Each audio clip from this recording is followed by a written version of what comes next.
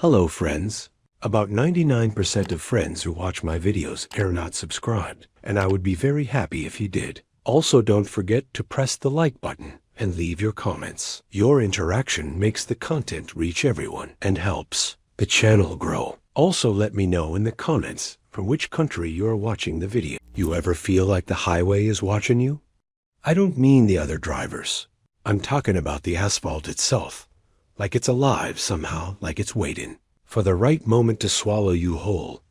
I know it sounds crazy, but after 22 years behind the wheel, I've seen things out there at night that still make my skin crawl even now. When I sit in the cab parked under a truck stop light, I keep catching myself checking the mirrors, half expecting to see those eyes again, red like burning coals, low to the ground, always just far enough away. I couldn't tell if they belonged to a dog, a man, or something. Worse, but I'm getting ahead of myself. Let me start from the night. It all began the night. That made me believe there are roads out here that don't want you to leave. I was running a load through the dead stretch of Route 6, they call it. Dead Man's Highway, for a reason drivers disappear out there, no trace, no wreckage, not even tire. Mark, some folks say it's bandits. Others blame it on wild animals.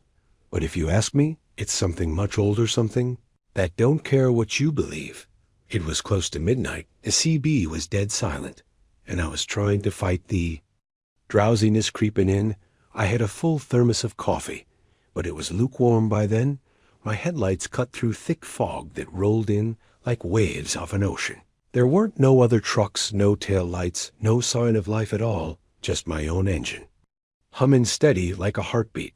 That's when I saw it, a figure standing right in the middle of the lane, arms outstretched, like they were trying to stop me. My foot slammed on the brakes instinctively, and the rig hissed loud as it lurched. To a halt, my heart was pounding in my ears, and my hands gripped the wheel so tight I thought it'd snap when I finally dared to look closer. There was no one there, just the fog thick as milk swirling around the hood. I leaned out the window, wiped the sweat from my forehead, and muttered to myself, "Get it together, man, you're seeing things." But deep down, I knew I wasn't hallucinating. Not with how real it felt. The air had a weight to it, like being underwater. Every sound muffled, every shadow stretched long and wrong. I flipped my high beams on, and that's when I saw them, two red dots low to the road like eyes glinting back at me. They didn't blink, didn't move, just watched. I couldn't tear my eyes away. It was like they had me locked in place. My hands felt numb, and my breath came shallow. I don't know how long we sat there staring at each other, me in the cab, it in the mist, but I swear I heard whispering faint and wet, like voices coming through a drain. At first, I thought it was my radio picking up some stray signal, but the CB was dead. Then the whispers got louder and clearer. They were saying my name. I swear to God, they were saying my name over and over in a tone that chilled my spine. "Come on, man, this ain't funny," I said out loud, hoping maybe it was a prank. But the sound didn't stop. It only got closer, like something was leaning in right behind my ear. I spun around in my seat, ready to swing, but the cab was empty. That's when I caught movement in the mirror. A pale hand smacked against the side of my trailer and slid down, leaving a long streak like it was made of ash. I didn't wait to see what came next. I slammed the truck into gear and stomped on the gas. The rig roared back to life, tires screaming as I tore down the highway. But no matter how fast I went, I couldn't shake the feeling that something was running alongside me, just out of sight. Every now and then I'd catch a glimpse of those red eyes in the mirrors, always in a different spot. Sometimes up high, like whatever it was had climbed my trailer, sometimes low, right under my door.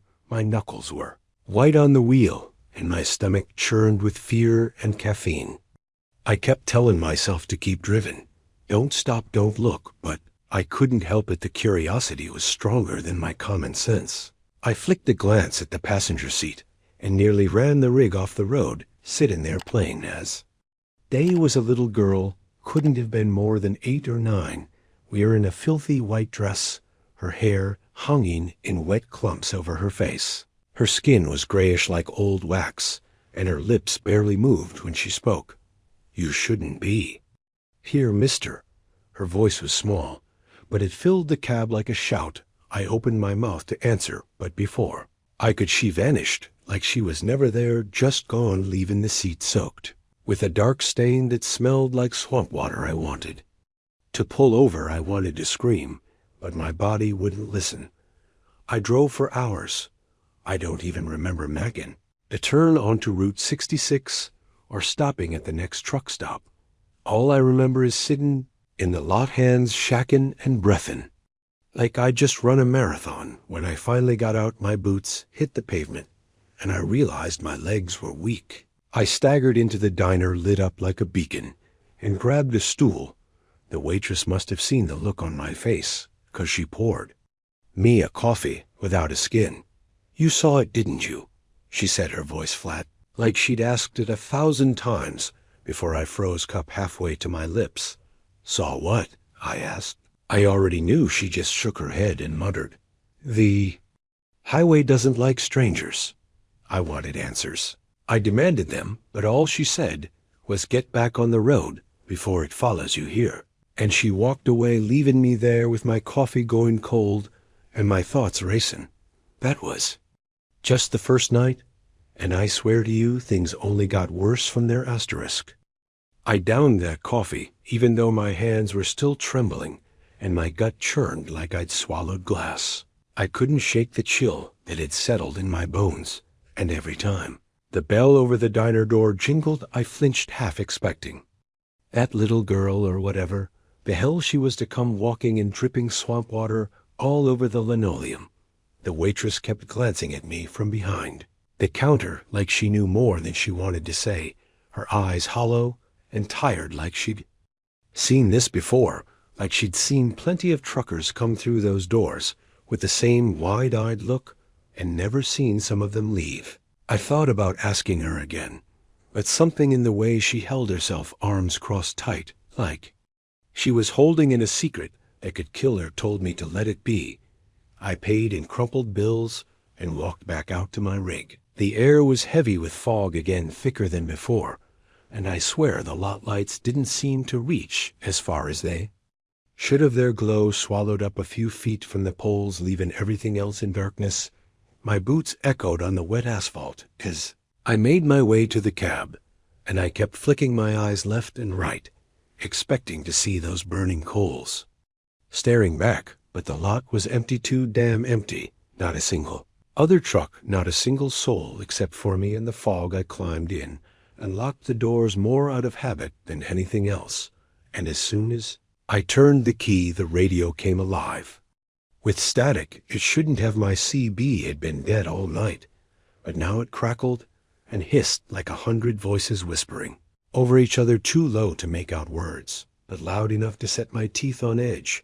I reached for the knob to shut it off and froze when I heard my own name come through clear as day, drawn out and wet, like the voice was underwater. "Tom." My stomach flipped and my hand jerked back like I'd touched a hot stove. My eyes darted to the mirrors out of reflex, and there they were again, 2 red dots hovering just behind the trailer, not moving, not blinking, just staring. It felt like they were burning holes straight into my skull. I didn't want to look, but I couldn't help it, and that's when they started to move, gliding around the trailer, slow at first, then faster, circling like a shark scenting blood. I could feel the truck shuddering, like something massive was brushing against it, like claws or hands dragging along the metal. I threw it into gear and gunned it, tires squealing as I peeled out of the lot. The fog clung to me like spider webs, and those whispers in the CB rose to a roar, now full of words I couldn't understand, some strange guttural language that made my ears ring in my vision swim. But underneath all of it, I could still hear my name over and over. Tom. Tom.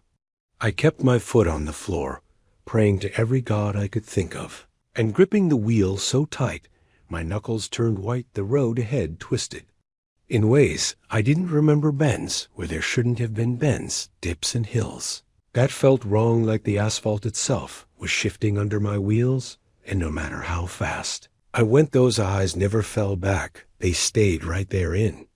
My mirrors darting from side to side, sometimes disappearing only to reappear closer. I don't know how long.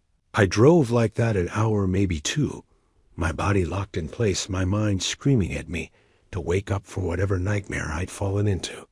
Then suddenly, the whispers stopped, just cut off mid-word, like someone pulled a plug, and the eyes vanished to one blink. They were there, the next gone. The silence that followed was deafening, my ears rang, and my own breathing sounded too loud. Slowed the rig down to a crawl, unsure if I'd actually lost whatever was chasing me, or if it was waiting for me to let my guard down. My headlights cut through the fog ahead, revealing something that made my stomach drop. The diner I'd just left, standing right there on the side of the road, lights still glowing faint through the mist, except it wasn't possible. I'd been driving straight the whole time. I hadn't turned around, and yet here I was right back where I started, like the road had curled back on itself and spat me out. I gripped the wheel tighter and felt sweat bead on my forehead. I couldn't go back in there. I couldn't face that waitress and her dead eyes, but I couldn't stay on the road either, not with it twisting and turning like a snake beneath my wheels. Before I could decide what to do, the CB crackled to life again, this time with a child's giggle, high and sweet, and so damn wrong, it sent a chill straight down my spine. "You can't leave," the voice whispered. "You belong to the highway now." And then the truck shuddered violently, like something huge had slammed into the trailer. I looked in the side mirror, just in time to see a hand, pale and skeletal, gripping the edge of the trailer door. Its fingers impossibly long, with nails that looked like rusted knives, dragging sparks across the metal. I floored it again, praying this wasn't the end, but deep down I could feel it. This was just the beginning. This stretch of highway had its hooks in me, and it wasn't letting go. Not tonight, not ever. The roar of the engine was deafening, but it didn't drown out the sound of claws scraping along the side of the trailer. Each screech sent shivers tearing up my spine, like ice water running through my veins. I gritted my teeth and kept my eyes glued to the road, though it didn't look like any road I recognized anymore. The yellow lines were twisted, snaking across cracked asphalt like veins, and the trees lining the highway leaned in too far, their branches clawing at the sky like they were trying to block out the moonlight. My headlights flickered once, twice, and for a split second I saw something massive hunched on all fours in the center of the road, its skin pale like stretched wax, its head cocked too far to one side as though it had no bones in its neck, eyes burning red like coals as it grinned at me with rows of teeth too sharp, too many. I slammed my fist against the horn, the blare cutting through the heavy air, but the thing didn't move. It just watched me coming.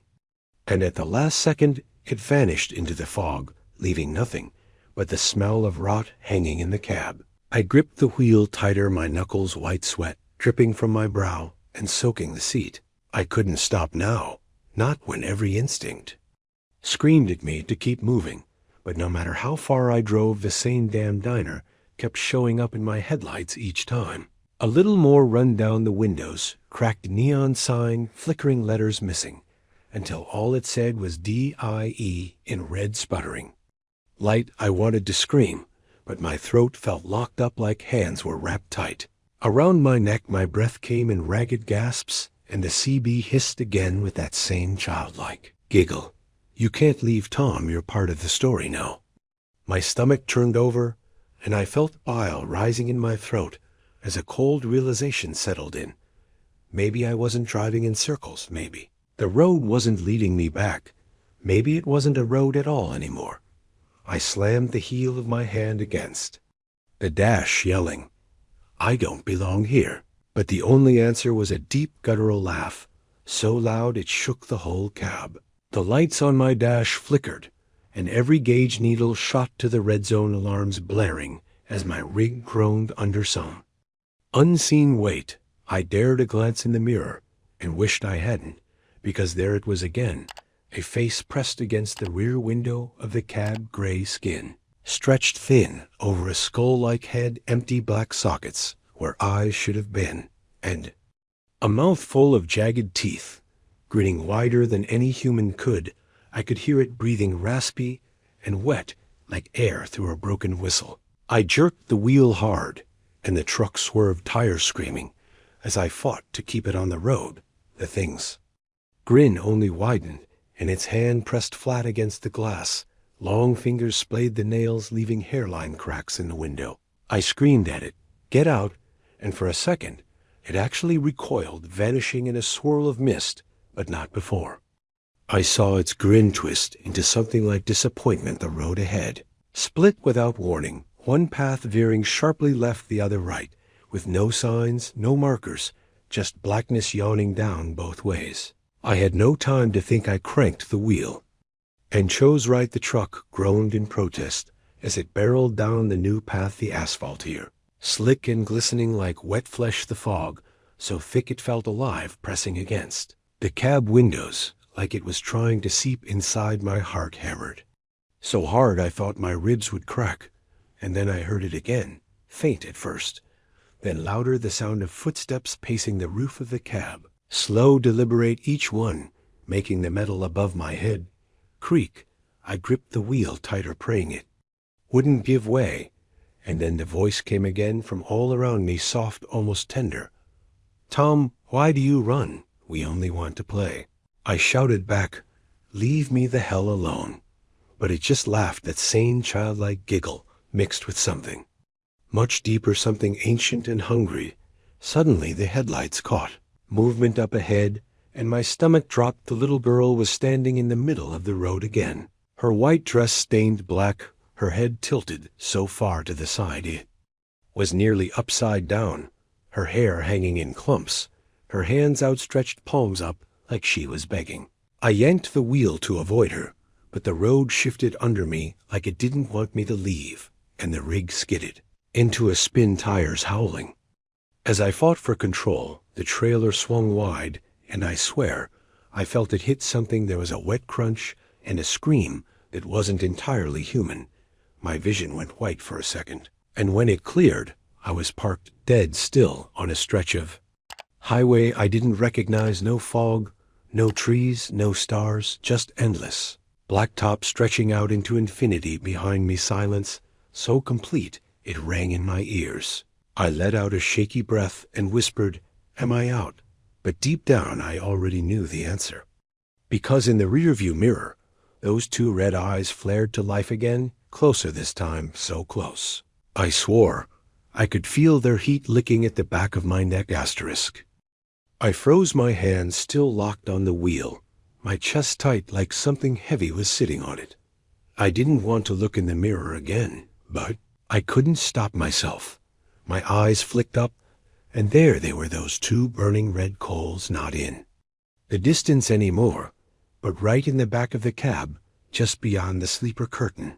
I could hear it breathing slow and deep, each inhale rattling like wind through broken glass, and then I saw a pale hand curl around the edge of the curtain, fingers, impossibly long nails scraping against the fabric. As it slowly began to pull it aside, my whole body went cold, my mind screaming at me to move, to do anything, but my limbs felt like lead, and all I could do was watch as more of its face came into view. Gray, waxy skin stretched too tight over a skull, eyes that glowed and dripped like molten embers, and that grin, that terrible grin, spreading wider than any human mouth could ever go, filled with rows of jagged teeth like broken glass. "You made it easy, Tom," it whispered, its voice wet and layered like a dozen voices speaking in unison. "You drove right into my arms." I tried to speak, to scream, but only a strangled croak came out. The thing's grin widened as it pushed the curtain all the way open and leaned closer. I could feel its cold breath on my neck, smell the rot wafting off its skin. I slammed my fist against the dash, hitting every button I could. The horn blared, lights flashed, the radio screamed static, but nothing drove it back. It was still there, creeping closer, until its cracked lips were just inches from my ear. "You don't leave the highway," it hissed. "The highway leaves you," and it was gone like smoke, sucked out through a vent, leaving the air. Cab cold and empty, but I didn't feel relief. No, I felt watched like 1,000 unseen eyes were on me, pressing in from every direction. My heart hammered as I shoved the truck into gear and floored its tires, screaming against the blacktop. But no matter how far I drove, the scenery never changed. No signs, no exits, no mile markers. Just endless cracked asphalt, stretching out forever, lit by headlights that barely pierced the darkness. The clock on my dash blinked. 12 o'clock over and over, the digital numbers glitching and flickering. But when I checked my phone, it was dead black screen, no matter how many times I pressed the button. The fuel gauge hadn't moved either, even though I'd been driving for what felt like hours. My thermos rolled off the passenger seat and clattered to the floor, and I nearly jumped out of my skin at the sound. Every little noise felt like a gunshot in that suffocating silence. I gripped the wheel tighter, my knuckles aching, trying to convince myself I could get out of this if I just kept driving, if I just kept moving.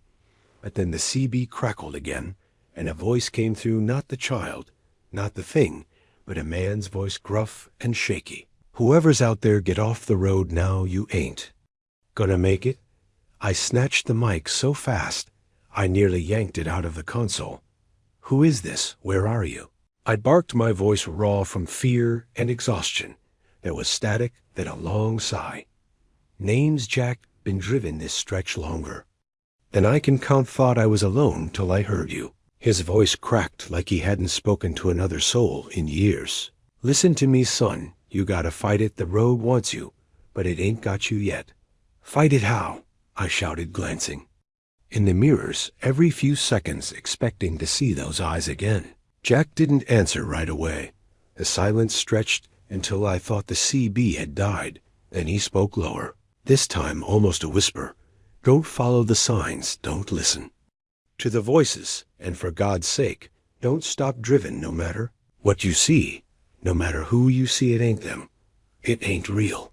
The CB went dead again, replaced by a high-pitched squeal that made me clap my hands over my ears. I dropped the mic and nearly lost control of the rig as the road beneath me began to ripple, like black water waves of asphalt rising and falling, shaking the truck so hard my teeth clacked together.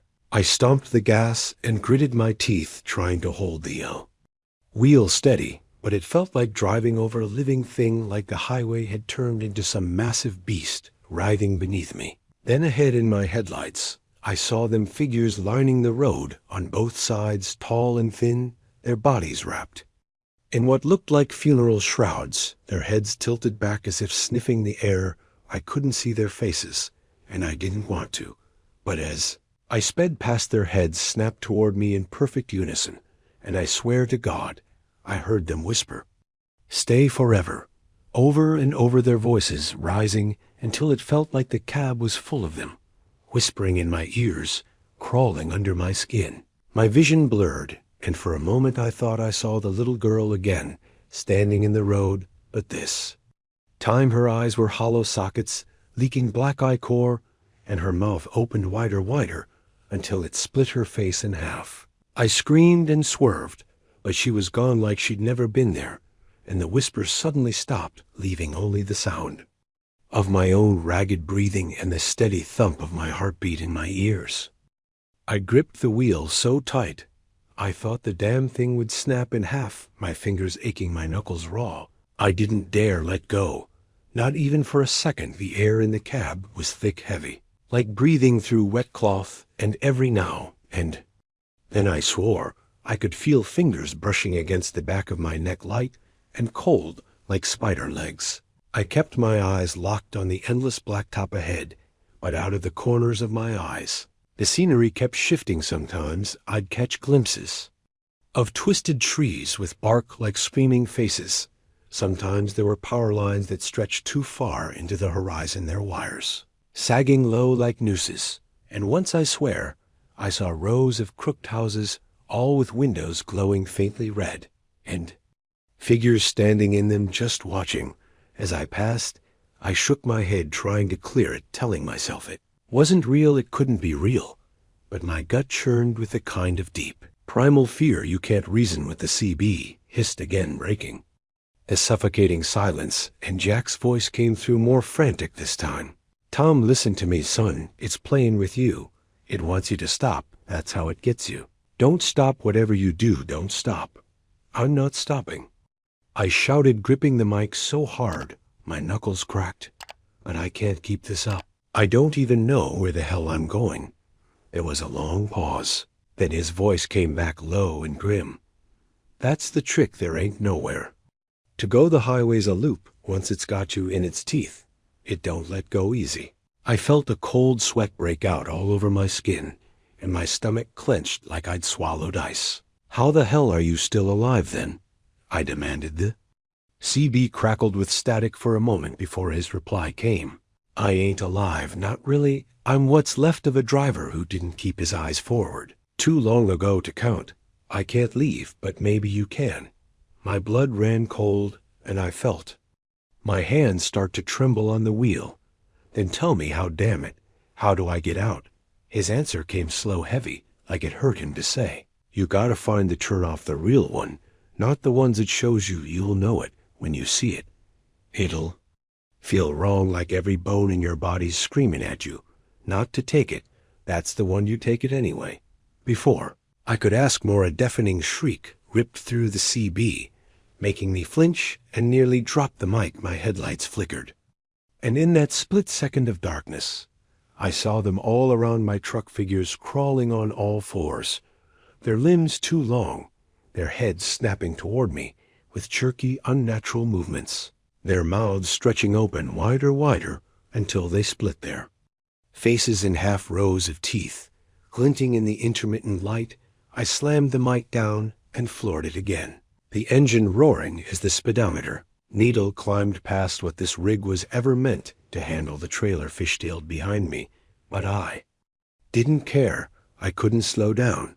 Not now. They were keeping pace on either side, their pale bodies gliding alongside the cab, their fingers clawing at the doors, leaving long gouges in the metal. I risked a glance in the mirror and saw one of them climbing the back of the trailer, its head twisting unnaturally as it grinned at me, black sludge dripping from its jagged teeth. I could hear its nails scraping closer and closer as it pulled itself toward the cab, and I screamed, slamming my fist against the dash.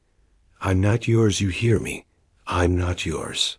The CB hissed again, but this time it wasn't Jack. It was the child's voice, soft and sing-song. "Yes, you are. You always were." I gritted my teeth and kept my foot on the floor, the world outside blurring into streaks of gray and black, until suddenly the road shifted. Beneath me, a sharp turn ahead where there shouldn't have been one, and I saw it, the turnoff. Jack had warned me about a narrow dirt path veering off to the right, its entrance marked by two crooked signs hanging by rusted chains.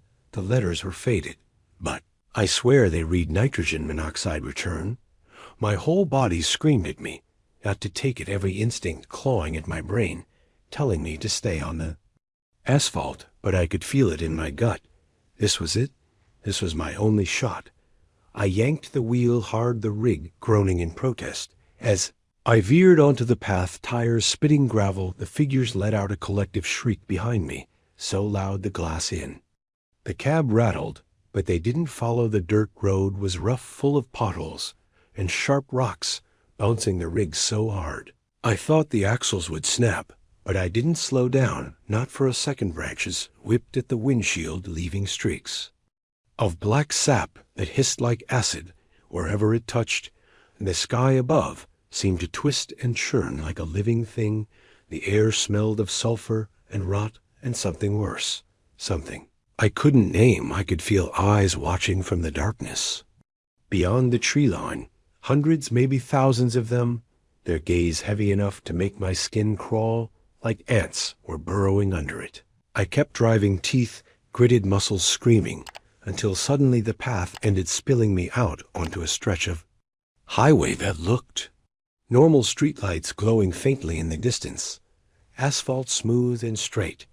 No fog, no figures, no whispering voices, just silence. The truck rumbled steady beneath me, and for the first time, in what felt like years, the fuel gauge ticked back to life, showing half a tank.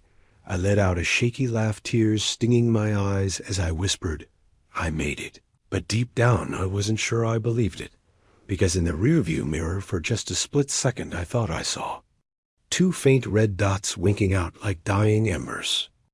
I kept my eyes glued to the road ahead, my hands locked tight around the wheel, and my heart still pounding so hard it hurt, even though everything looked normal. Now the highway stretched straight and smooth, the streetlights casting their warm orange glow over empty asphalt. I couldn't shake the feeling that it was all too perfect, too still, like the calm eye of a storm. My mind screamed at me to keep driving, to not let my guard down, and I listened, because deep down, I knew this wasn't over. Not yet. The CB was dead silent. No more whispers, no more Jack, just static so faint it barely made a sound, but every so often, I swore I could hear a soft giggle under the static, like the child's voice waiting for me to respond. My throat was dry, my tongue heavy as I whispered, "You're not real. You're not real." But the words felt hollow even to me. The clock on the dash blinked 3:33, all the digits frozen, like time itself wasn't moving anymore. I rubbed my eyes and tried to shake, the exhaustion clawing at me, but it felt heavier than just fatigue. It felt like something pressing down on me, like invisible hands, trying to hold me in place. The headlights illuminated a green highway sign ahead, the first I'd seen in what felt like hours. My stomach dropped when I read it. "Welcome back, Tom," in block letters glowing faintly as I blew past it at 65 miles an hour. My grip on the wheel tightened, and I felt sweat bead on my forehead. "No, no, no, I'm out," I said to myself over and over. But when I glanced in the mirrors, my blood turned to ice, because there they were, two faint red dots in the darkness behind me, slowly growing brighter, closer. I punched the accelerator, the engine roaring as the speedometer needle climbed, but the dots didn't fall back. They stayed right. They're glowing like burning coals, and I swear I could hear something moving back there, huge, heavy footsteps pounding the asphalt, keeping pace with the rig. The air grew colder inside the cab, my breath fogging up the windshield as the temperature dropped fast, like I'd driven straight into a freezer. I wiped at the glass with a trembling hand, trying to keep my eyes on the road, but my vision kept blurring with exhaustion and fear. "Stay awake, stay awake," I growled, slapping my own face hard enough to sting. Suddenly, the CB crackled loud, enough to make me jump, and a voice hissed through, wet and gurgling. "You didn't think it'd be that easy, did you?" I fumbled for the mic, my voice breaking.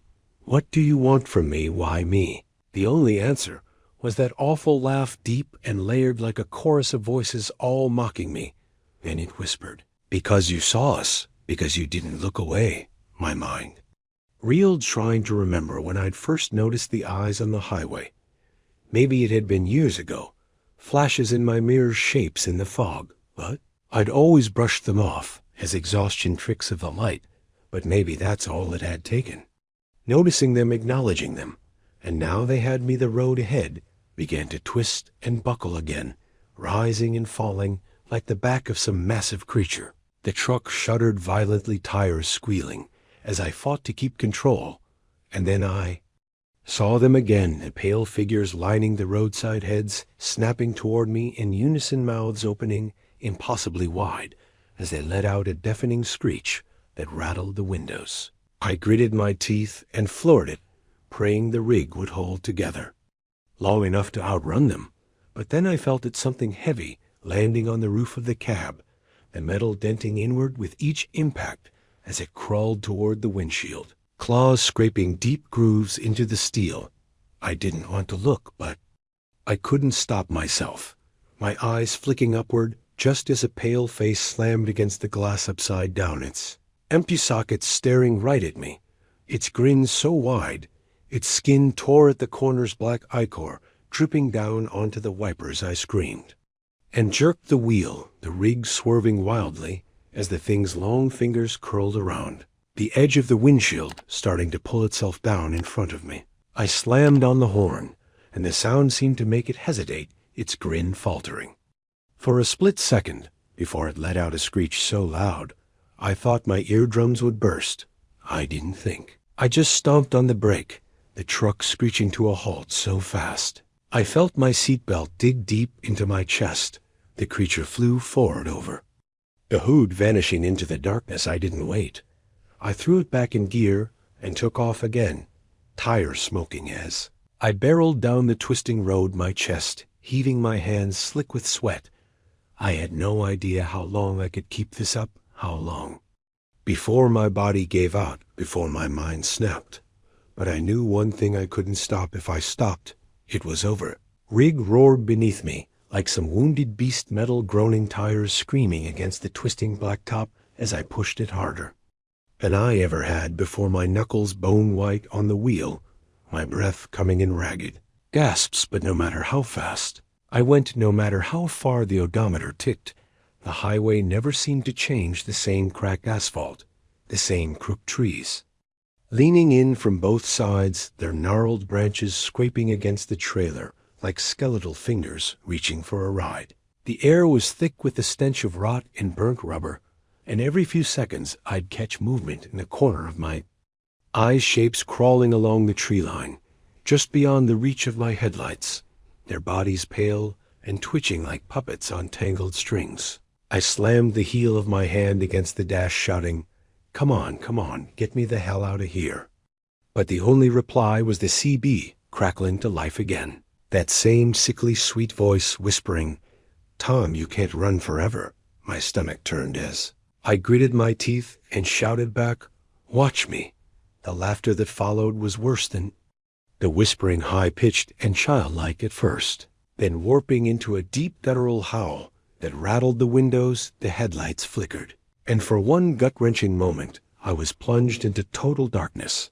I felt it then, something massive running alongside the rig, its footsteps shaking the ground, each one louder, heavier, closer. My heart pounded so hard I thought my chest would burst, and when the lights flickered back, I saw it in the mirror for just a second. A hulking shape, pale and slick, like raw muscle, no eyes, no face, just a yawning maw filled with rows of teeth, grinding against each other as it lunged forward, slamming into the trailer so hard the whole rig bucked sideways. I fought to keep control, muscles screaming as the steering wheel jerked wildly in my hands.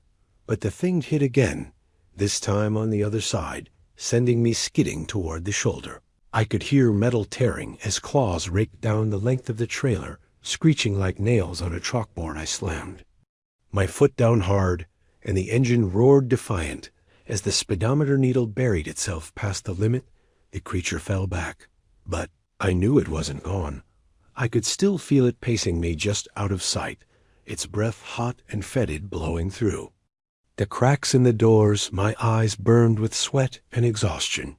But I couldn't stop, not now, not ever. Every instinct screamed that stopping meant death or worse. Suddenly up ahead, the road split again, one path straight and smooth, lit with warm golden light, the other jagged and broken, disappearing into thick black fog. My hands trembled on the wheel as I remembered Jack's warning, don't follow the signs, don't trust the light. But that golden glow was so tempting, it felt safe, warm, like home. I could almost hear my name being called soft and gentle, "Tom, this way." I blinked hard, shaking my head, gripping the wheel tighter. "No, it's not real, it's not real." I snarled and jerked the rig toward the foggy, broken road, the cab rattling as the wheels hit cracked pavement, chunks of asphalt, flying, the golden light behind me flaring bright for a split second, then vanishing like it had never been there. The fog swallowed me whole, and the temperature dropped so fast. Frost bloomed across the inside of the windshield, my breath coming out in thick clouds. I could hear faint voices whispering all around me, dozens, hundreds, maybe all murmuring my name over and over, "Tom, Tom." I slapped the radio, trying to drown them out, but it didn't help the whispers or inside the cab, inside my head. I clenched my teeth so hard my jaw ached and screamed over them, "Shut up!" And for a moment, it did silence crushing thick enough to choke on then. I heard it faint at first, but growing louder footsteps heavy deliberate on the roof of the cab again, each one making the metal creak and groan. I stared straight ahead, refusing to look up, even as dust drifted down from the ceiling the thing above. Me started to drag its claws, slow, deliberate scoring deep gouges into the metal. I could see the dents forming above my head and felt a cold sweat roll down my spine. Then a voice low and guttural hissed from just inches above. "We're almost." There, Tom. I gritted my teeth and stomped the accelerator, the engine screaming in protest. But I didn't care. I wasn't going to stop. I wasn't going to give it the chance. The sound of claws raking across the roof grew louder, metal screeching and groaning under the weight of whatever was crawling above me, and every hair on my body stood on end as I felt the cab shudder. With each deliberate step, I clenched my jaw so hard it hurt my breath, coming in sharp, ragged gasps as I gripped the wheel tighter, whispering to myself like some kind of prayer, "Don't stop, don't stop, don't stop." But the voices in the fog weren't letting up. They grew louder now, all around me like hundreds of mouths pressed up against the glass, whispering my name over and over in voices. I recognized voices from my past. My father, my brother, old friends, all gone, long gone. "Tom, it's okay. You can stop now. Just pull over. You're so tired, so tired." My eyes stung, and my throat felt tight as I forced them back down, gripping the wheel until my fingers ached. I shook my head hard, shouting, "You're not real, none of you are real." But they just laughed that same. Wet giggling sound like a child playing in a drain. I felt a chill race down my spine as the weight above me shifted, the thing dragging its claws closer to the windshield until I saw a pale hand slam against the glass, long fingers splayed tipped, with claws that carved small grooves in the surface, black ichor oozing from cracks in its skin and sliding down the glass in greasy streaks. My stomach churned, and I gritted my teeth trying to focus on the road, but the headlights caught movement up ahead, and my heart nearly stopped. The little girl was back, standing dead center in the lane, her dress stained darker than before, her hair plastered to her face like wet seaweed, her arms outstretched. "Stop," she whispered, her voice small, but cutting through the roar of the engine and the pounding in my ears. "Stop, Tom, you'll crash." Every instinct screamed to swerve, to hit the brakes, but I forced my foot down harder. "You're not real. You're not real." The cab rattled as I plowed through her, and for a split second I felt resistance, like I'd hit something solid. But when I glanced back, she was gone. No body, no sign, nothing but the lingering smell of swamp water filling the cab. I gagged and wiped at my watering eyes, fighting to keep focus. The fog thickened around me, turning blacker, until it felt like I was driving through ink. The headlights barely cutting a few feet ahead, and I could hear it now, something huge running alongside me again, its breathing wet and heavy, keeping pace no matter how fast I pushed the rig. Then, without warning, the road split a third time, and my gut clenched. 3 paths, now each one worse than the last. The left lane cracked and crumbling, lined with crooked signs that read "Dead End." The center a smooth, glowing path, bathed in golden light, warm, inviting. And the right, nothing but darkness. A tunnel of pitch-black fog, so thick it seemed to swallow sound. Jack's words echoed in my skull fine. The turnoff, the one that feels wrong.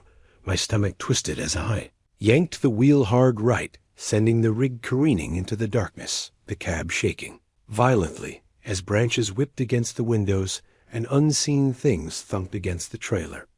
From all sides, "Don't stop, don't stop, don't stop," I chanted under my breath, my heart slamming in my chest as I pushed the truck faster, faster, until the speedometer needle trembled in the red.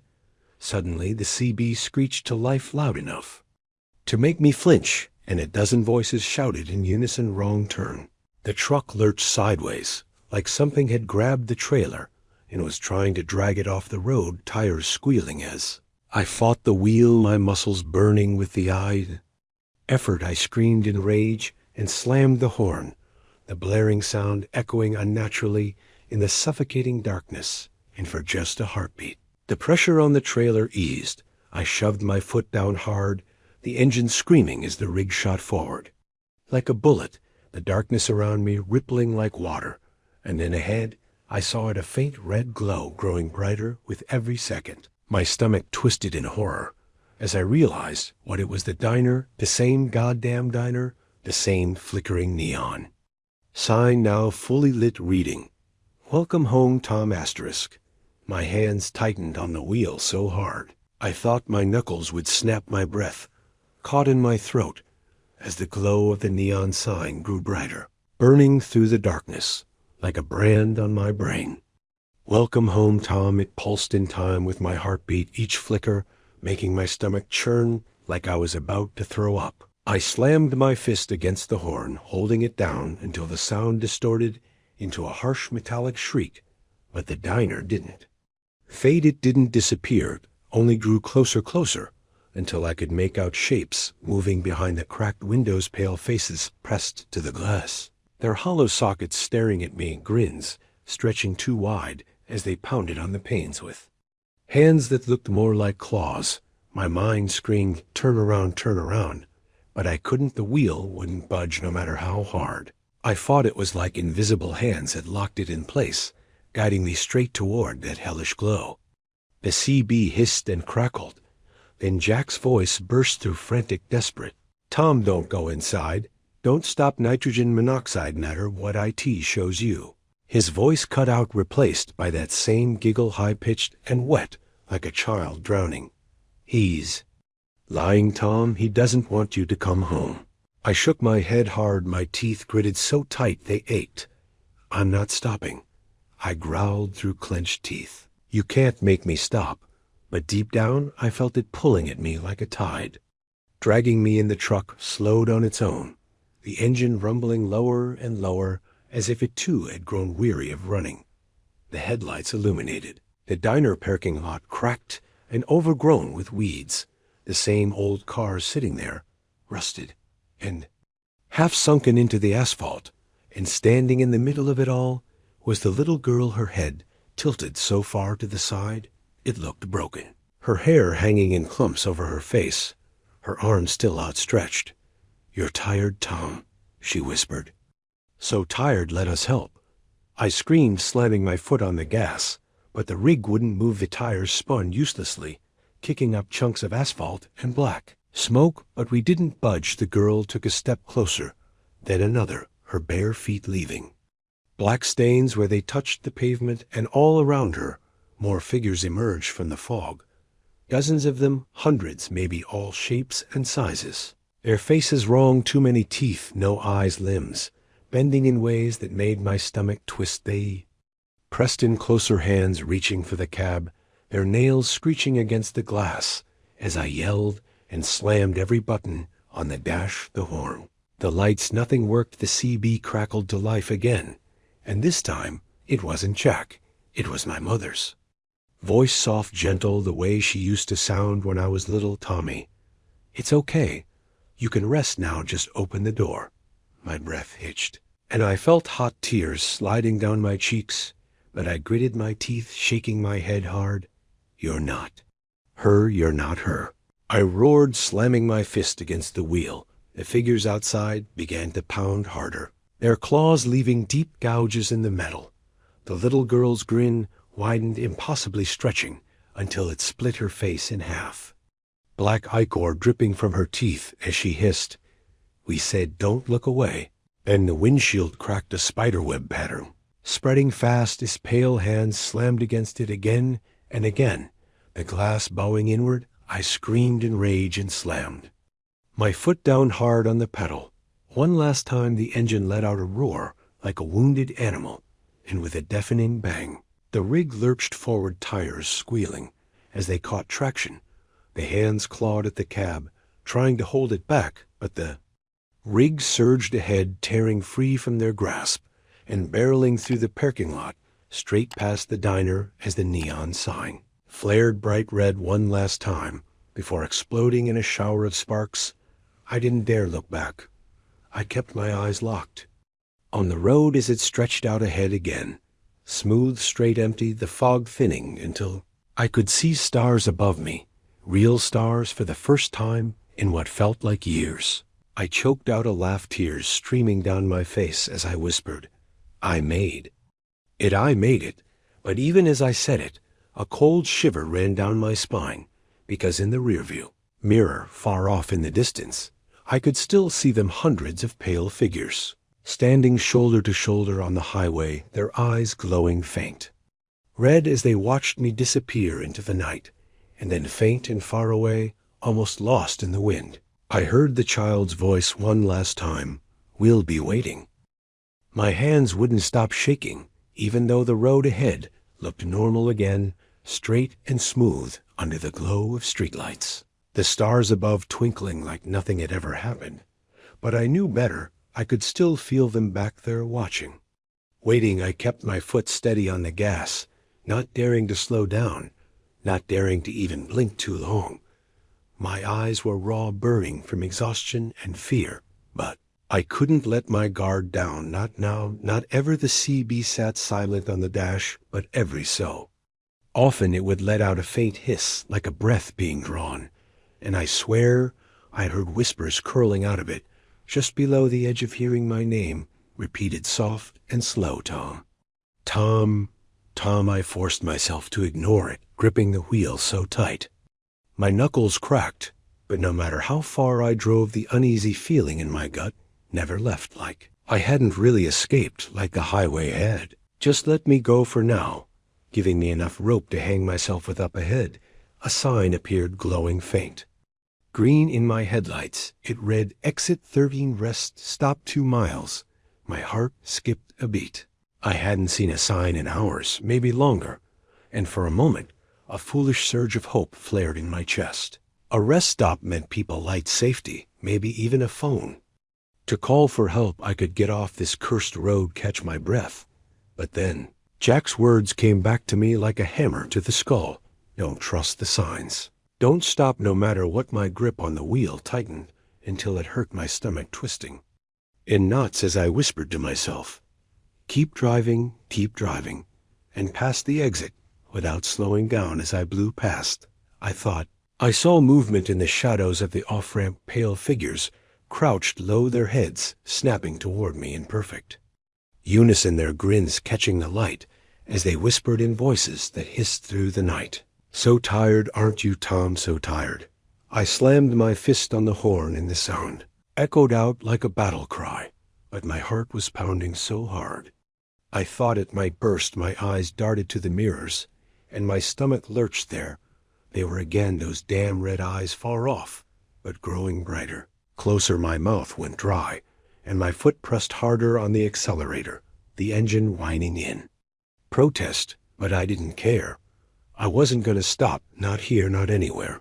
I don't know how long I drove like that, minutes, hours, days. Maybe time felt wrong on this road, melting and stretching, until it was meaningless. My fuel gauge didn't move, either stuck at half a tank, as if mocking me, and then the road began to change again. The lines twisting and snaking across the asphalt, the streetlights flickering and popping out one by one, plunging the highway into darkness. My headlights caught glimpses of things in the fog, shapes too tall, too thin, with limbs that bent backwards, their faces nothing but gaping maws filled with rows of teeth. I kept my eyes forward, my jaw clenched so tight it ached, but I could hear them pacing me just out of sight, their claws clicking against the pavement in perfect rhythm with my heartbeat. Then the CB burst to life with a deafening screech, making me flinch and nearly swerve into the ditch. Jack's voice cut through, frantic and broken.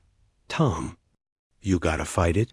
Don't listen. Don't stop. IT wants your mind. I'm trying. I shouted back, gripping the mic with a sweaty, trembling hand. But I can't. I don't know how much longer I can.